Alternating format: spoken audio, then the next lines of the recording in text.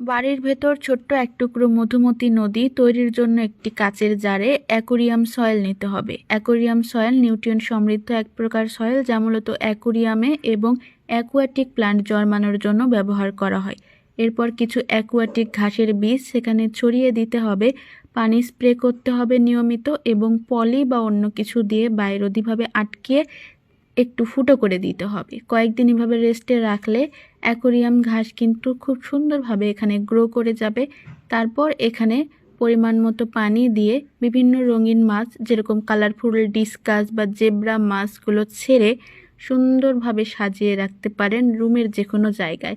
এ যেন ছোট্ট একটি মধুমতি নদী আপনার বাড়ির ভেতর তৈরি করতে কিন্তু পারবেন। এক্ষেত্রে অবশ্যই মাছগুলো ছোট সাইজের নির্বাচন করতে হবে, যাদেরকে এক্সট্রা কোনো অক্সিজেন সাপ্লাই দিতে হয় না। এরপর নিজেদের মতো সেটাকে আরও সুন্দর করে ডেকোরেটিভ করে সুন্দর একটা কর্নারে সেট করতে পারেন। তাহলেই তৈরি হয়ে গেল এই সুন্দর একটি সেটআপ, যা যে কারোই মন কেড়ে নেবে। এবং বাড়ির ভেতর এই ধরনের সেটআপ বা পুকুর থাকলে ছোট বাচ্চারা খুব বেশি আনন্দ পায়। এছাড়া মাছের চলাচল এবং পানির গতিবিধি আমাদের স্ট্রেস হরমোন কর্টিসল কমিয়ে আনন্দ হরমোন ডোপামিন নিঃসরণ করে, যা আমাদের সুখী অনুভব করায়।